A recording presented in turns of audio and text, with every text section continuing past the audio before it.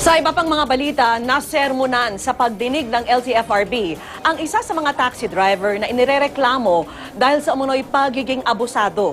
Dumepensa naman ang Taxi Drivers Association kung bakit napipilitang humingi ng dagdag bayad ang mga driver. At nakatutok si Maki Pulido. Dalawang kaso ng pang-aabuso umano ng taxi driver na parehong nag-viral sa social media ang dininig kaninang umaga ng LTFRB o Land Transportation Franchising and Regulatory Board. Nakatikim ng sermon ang isa sa mga umano'y abusadong driver. Siyempre, ganyan naman kayo lahat. Kung pumupunta na dito sa LTFRB, para kayong mga pasangtupa.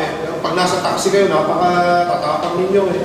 Dinepensahan ng driver na si Alfie Paloma ang sarili sa akusasyong pinagmumura niya ang kanyang pasahero at pinagbantaan pang hampasin ng tubo.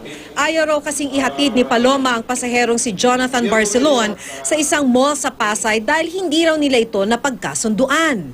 Mapanik na kami ng kasama ko, sabi, "Kuya, saan kami dadalhin?" Sabi, "Baba mo kami, magbabayad na kami." Tapos sabi niya, pare-parehas na tayo naabala dito.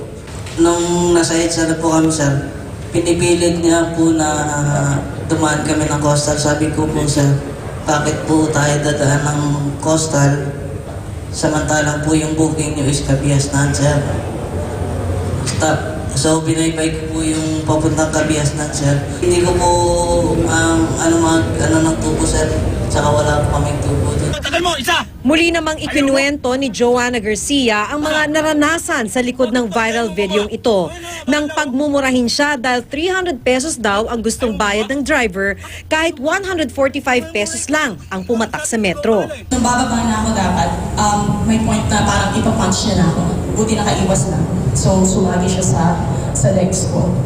Hindi nakarating ang driver na si Roger Katipay dahil nakakulong sa Camp Karingal sa kasong unjust vexation na isinampa ni Garcia. Abogado ang humarap para sa taxi operator.